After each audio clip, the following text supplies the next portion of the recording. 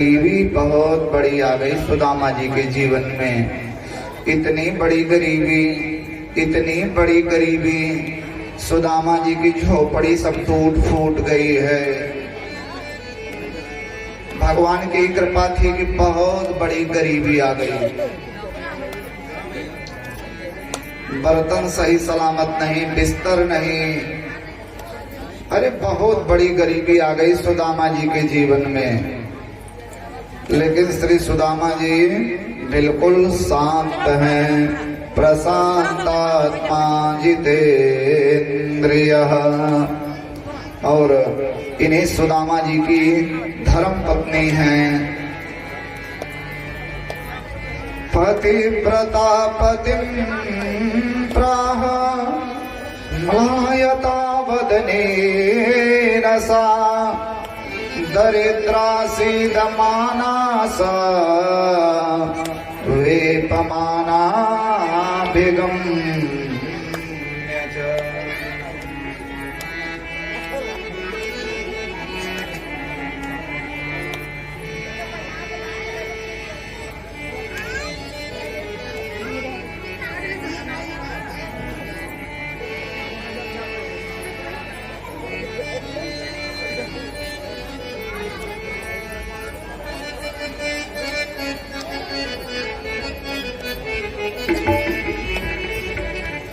बहुत बड़ी गरीबी सुदामा जी के जीवन में,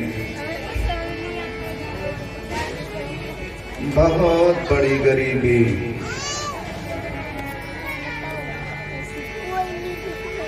सुदामा की पत्नी दरिद्र है। राजा परीक्षित ने कहा, जब पति नहीं दरिद्र तो पत्नी कैसे दरिद्र हो गई?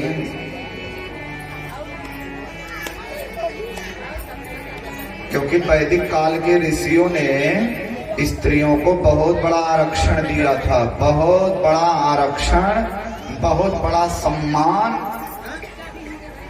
वैदिक काल के ऋषियों ने दिया था।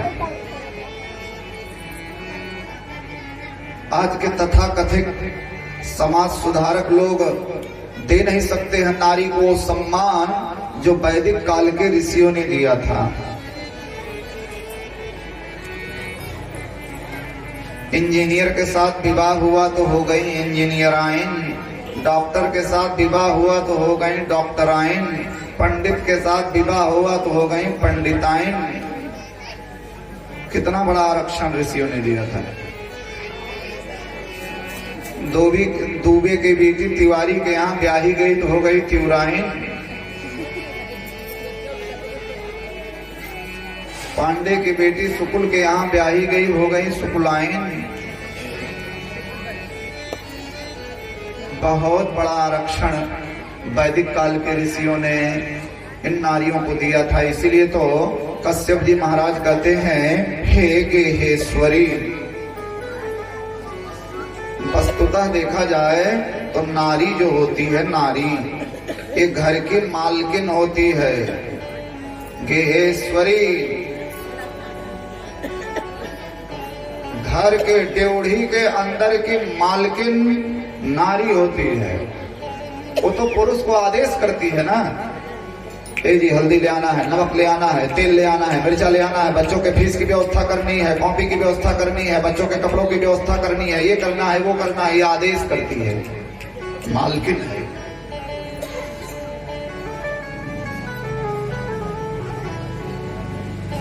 और पुरुष बेचारे चाहे जहां जाएं भटकें, व्यवस्था करें, चाहे मूंगफली की दुकान खोलें, चाहे पंडिताई करें, चाहे जो व्यवस्था करें, रुपए की व्यवस्था करना एक पुरुष की जिम्मेदारी। नारी तो आदेश करती है क्योंकि वो तो मालकिन है ना।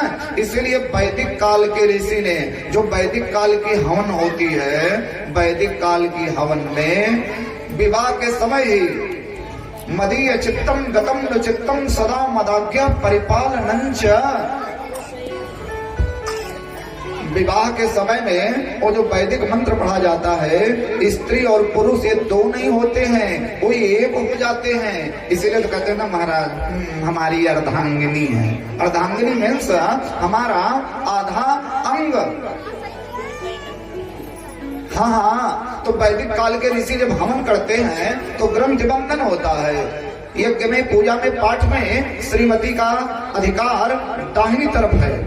यज्ञ करते समय, पूजा करते समय, पाठ करते समय, हवन करते समय, भागवत की कथा सुनते समय ग्रंथ बंधन करके नारी पत्नी अपने पति के दाहिनी तरफ बैठती है। और आहुति देते समय और पत्नी केवल बैठी रहती है, बस उसको आधा मिल रहा है। वैदिक काल का ऋषि जब हवन करा रहा है, पूजा करा रहा है, तो नारी केवल ग्रंथ बंधन करके बैठी रहे, बस बैठा रहना उसका जरूरी है। अगर वो नहीं बैठी तो आधा हिस्सा नहीं मिलेगा। वो अगर बैठी है तो श्रीमान जी चढ़ावे, लटक लटक करके अबीर चढ़ावे, गुलाल चढ़ावे, नारी को आहुति देने का विधान वैदिक काल के ऋषि ने बताया। बैठी रहे, उसको आधा मिल रहा है। बहुत बड़ा आरक्षण। और देखिए, हमने पहले भी कथा में बताया था, जो सम्मान नारी का हमारी भारतीय संस्कृति में है। इस्लाम धर्म में नारी बीवी है, ईसाई धर्म में नारी बेबी है, हे बेबी। लेकिन हमारी भारतीय संस्कृति में नारी न बीवी है न बेबी है, वो देवी है।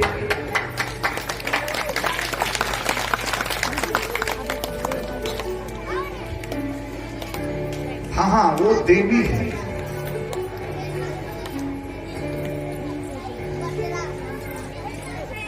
और जो सम्मान नारी का दुनिया के किसी भी देश में आप घुमाइए, कहीं आपको नहीं मिलेगा। कभी सुने हैं तो बताइए। कोई देश वाले कहते हो वेस्ट इंडीज माता की जय, ऑस्ट्रेलिया माता की जय, अफ्रीका माता की जय, जापान माता की जय, फ्रांस माता की जय, अमेरिका माता की जय, ब्रिटेन माता की जय, न्यूजीलैंड माता की जय, पाकिस्तान माता की जय, अफगानिस्तान माता की जय। किसी देश के आगे माता शब्द लगता है? और अगर वो लगता है तो केवल हमारा देश है। बड़े गौरव के साथ हम लोग कहते हैं भारत माता की।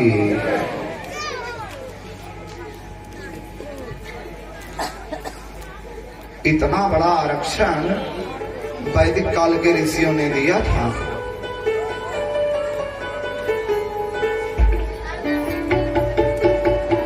तो जब पति नहीं दरिद्र है तो पत्नी कैसे दरिद्र हो गई?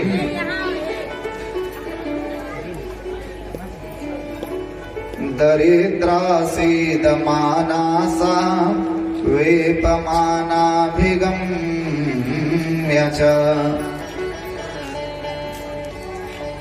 सुदामा जी तो मस्त हैं अपने जीवन में। सुदामा जी को कोई फर्क नहीं पड़ रहा है, लेकिन सुदामा की पत्नी के मन में छोटी छोटी इच्छाएं हैं।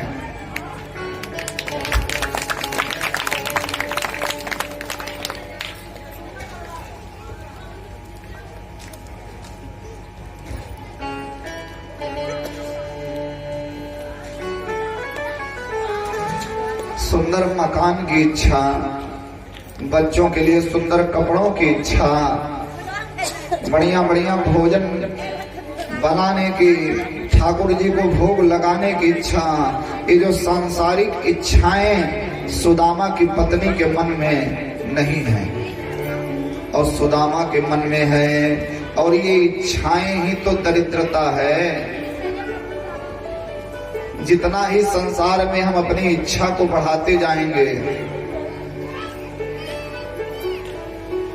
वही दरिद्रता का।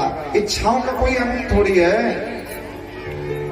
आज 5 दोगे, कल 500 की इच्छा होगी, 500 दोगे तो 5000 की इच्छा होगी, 5000 दोगे 5 लाख की इच्छा होगी, 5 लाख दोगे 5 करोड़ की इच्छा होगी, 5 करोड़ दोगे 5 अरब की इच्छा होगी, 5 अरब दोगे 5 खरब की इच्छा होगी, 5 खरब दोगे 5 शंख की इच्छा होगी।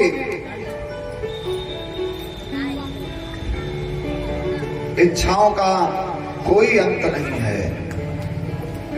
चाह गई चिंता मिटी मनवा बेपरवाह, चाह गई चिंता मिटी मनवा बेपरवाह। जिसको कुछ ना चाहिए सोई संसार, जिसको कुछ ना चाहिए सोई संसार।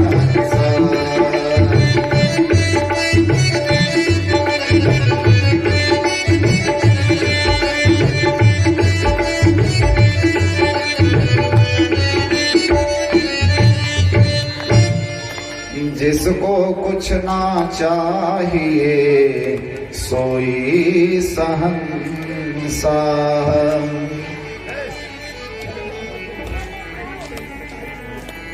जिस आदमी ने अपने कामनाओं के ऊपर में काबू पा लिया वो राजा है। जिसको कुछ ना चाहिए सोई शहंशाह। और जिसके मन में इच्छाएं पल रही हैं वो फकीर है, वो दरिद्र है।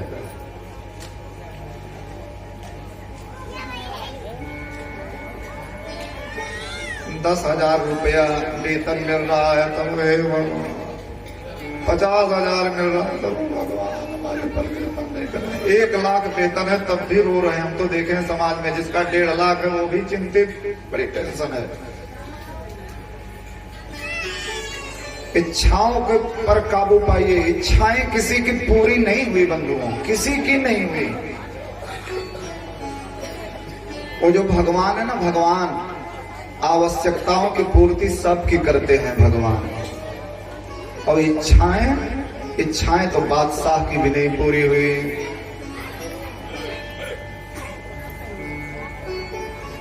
सुदामा के जीवन में भयंकर गरीबी आ गई, लेकिन सुदामा मस्त है अपने जीवन में। एक दिन सुदामा की पत्नी के बच्चे आकर के कहने लगे, माता जी हम लोगों को बहुत ठंडी लगती है माता जी। 7 दिन हो गया है, 7 दिन हो गया है, घर में अन्न का एक दाना नहीं रह गया है। बच्चे भूख के मारे रो रहे हैं, माता जी हमें भोजन दो, माता जी हम लोगों को ठंडी लगती है। गरीबी बिल्कुल एकदम चरम सीमा पर पहुंच गई है। लेकिन सुदामा इन सब बातों से अनजान है।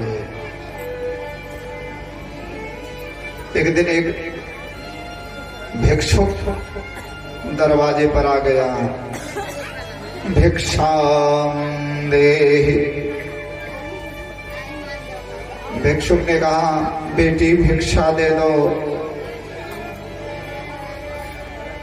सुदामा की पत्नी रोने लगी, बाबा दे नहीं पाऊंगी, कुछ भी नहीं दे पाऊंगी। क्यों बेटी? अन्न का एक दाना नहीं है बाबा, एक दाना नहीं है।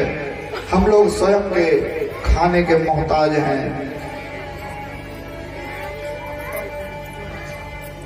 अभी भिक्षुक खड़ा ही था तब तक सुदामा का छोटा बालक अपनी माँ के आंचल को पकड़ करके रोने लगा, माता जी हमको भूख लगी है, माता जी हम लोगों को भूख लगी है, माता जी हमें भोजन चाहिए। तब भिक्षुक ने कहा, क्या नाम रखी हो बेटी इसका? सुदामा की पत्नी ने रोते हुए कहा, बाबा दरिद्र नारायण नाम रखी हूं। क्या नाम रखूंगी? दरिद्रता में आया है इसलिए दरिद्र नारायण नाम रखी हूं। भिक्षुक ने कहा, अच्छा बेटी ये बताओ, ये सुदामा का घर है ना? सुदामा की पत्नी चौंक गई, मेरे पति को कोई जानता है? क्योंकि सुदामा ने पूरे जीवन कभी ये नहीं चाहा कि कोई हमें जाने। सुदामा की पत्नी को झटका लगा, आप मेरे पति को जानते हो बाबा? तब भिक्षुक ने कहा, देवी तुम्हारे पति को हम आज से नहीं जानते हैं। कतिपय संतों का मत है कि गरीबी चरम सीमा पर पहुंच गई तो भगवान स्वयं भिक्षुक बन करके आए थे। भिक्षुक ने कहा, देवी तुम्हारे पति को हम तब से जानते हैं जब वो द्वारिकाधीश श्री कृष्ण के साथ रहा करते थे। वो श्री कृष्ण जिनकी आजकल पूरी नगरी सोने की है, पूरा देश ही सोने का है, उनके साथ पढ़े हैं। सुदामा की पत्नी को, मेरे पति द्वारिकाधीश श्री कृष्ण के साथ पढ़ते थे और तेजों के एक दरिद्र फटीचर आदमी और उसकी पत्नी को जब पता चले कि हमारा पति प्रधानमंत्री का दोस्त है, सुदामा की पत्नी ने कहा, मेरे पति द्वारिकाधीश श्री कृष्ण के साथ पढ़ते थे। हाँ बेटी, ओ लंगोटिया जा रहे थे और उन्होंने आपसे कभी बताया नहीं? सुदामा की पत्नी गहरे सोच में चली गई। मेरे पति द्वारिकाधीश कृष्ण के साथ पढ़ते थे। भिक्षुक ने कहा, बेटी हम तो चलते हैं, लेकिन एक बात जरूर कहेंगे बेटी, तुम्हारे घर की हालत बहुत खराब है, तुम्हारे बच्चे भूख के मारे मर रहे हैं। एक भिक्षुक होने नाते सलाह दूंगा, एक बार, बस एक बार जीवन में कैसे भी करके अपने पति को कृष्ण के पास भेज देना। एक बार अगर तुम्हारे पति सुदामा कृष्ण के पास चले गए तो फिर तुम्हें कभी भी अपने बेटे का नाम दरिद्र नारायण नहीं रखना पड़ेगा।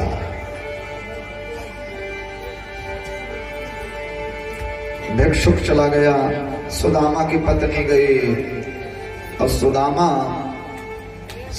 तो बस दिन रात ध्यान लगाए रहते थे, कोई काम धाम नहीं, अपनी दुनिया में अपनी मस्ती में मस्त है सुदामा।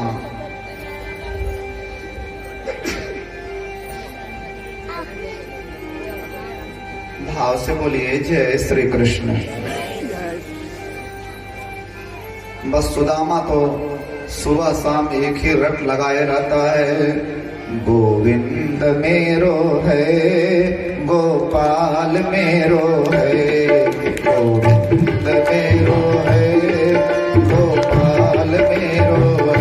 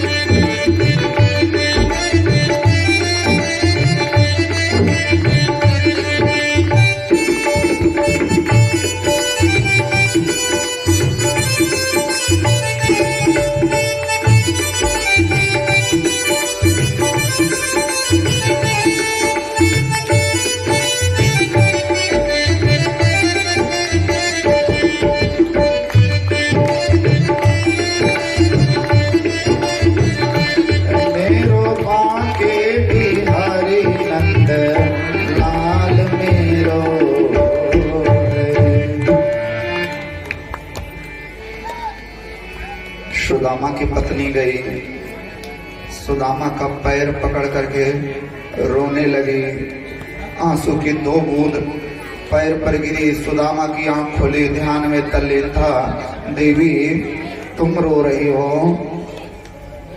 सुदामा की जो पत्नी है ना, जब अपने मायके में थी बहुत सुंदर थी, बहुत बड़ी सुंदरी थी और बहुत होनहार थी, बड़ी सुशील थी, काम धाम में बड़ी शालीन थी, लेकिन बेचारी की किस्मत फूट गई। सुदामा जैसे आदमी के साथ में विवाह हुआ और यहाँ भी विवाह के बाद भी एक नारी का जो धर्म है, पतिव्रता धर्म को निभा रही है, गरीबी में सुदामा के साथ रह रही है, लेकिन गरीबी ने अब इसे बदसूरत बना दिया।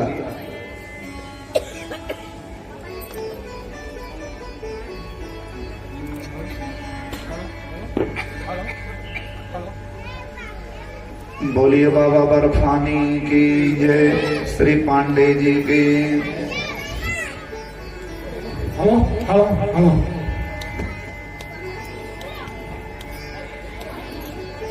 भाव से बोलिए जय श्री कृष्ण। गरीबी ने इसको बदसूरत बना दिया। श्री सुखदेव स्वामी कहते हैं राजन अब उतनी सुंदर नहीं रह गई, मैले कुचैले कपड़े पहनती है, पर्याप्त भोजन ना मिलने की वजह से हड्डियां दिखाई पड़ने लगी, नसें दिखाई पड़ने लगी, दुबली पतली हो गई, मैला कुचैला कपड़ा पहनती है। अत्यंत गरीबी की वजह से अब ये सुंदर नहीं रह गई। पोषक तत्व न मिलने की वजह से इसके बाल भी सफेद हो गए। परम सुंदरी थी लेकिन अब एकदम बदसूरत हो गई। बस जिंदगी को किसी तरीके से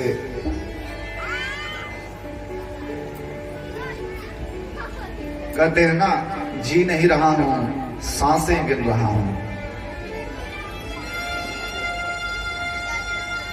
थोड़ा है, थोड़े की जरूरत है, जिंदगी फिर भी यहाँ खूबसूरत है। आज गई तो रोने लगी। सुदामा की आंख खुली, देवी तुम रो रही हो।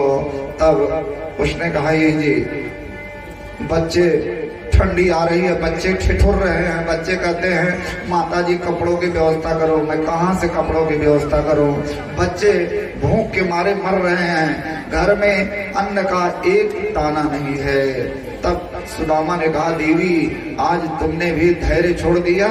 तब सुदामा की पत्नी ने कहा नहीं जी, मैं केवल आपको बता रही हूँ, मैंने आपसे कभी कुछ नहीं कहा। पत्नी हो जो अपने पति को पतन के रास्ते से बचावे। मैंने आपको कभी भी टेंशन नहीं दी, लेकिन मैं आपको बता रही। अच्छा एक बात बताओ जी, आप सच्ची सच्ची बताना, आप राजा श्री कृष्ण के साथ पड़े हो? द्वारिकाधीश श्री कृष्ण के साथ? सही सही सही बताना जी। तब सुदामा गहरी सांस लिया। हाँ देवी ये सत्य है,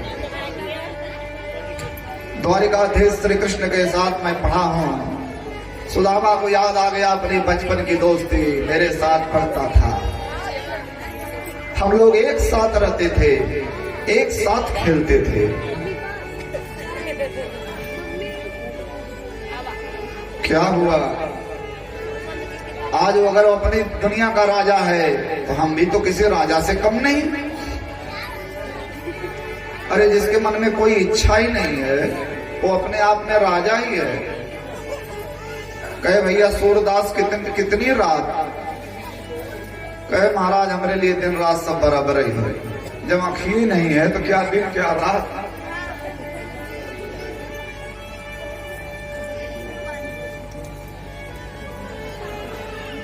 सुदामा की पत्नी ने कहा ये जी आपने ये बात मुझसे क्यों नहीं बताई? सुदामा ने कहा देवी मैंने किसी से ये बात नहीं बताई और मेरा विश्वास कौन करता?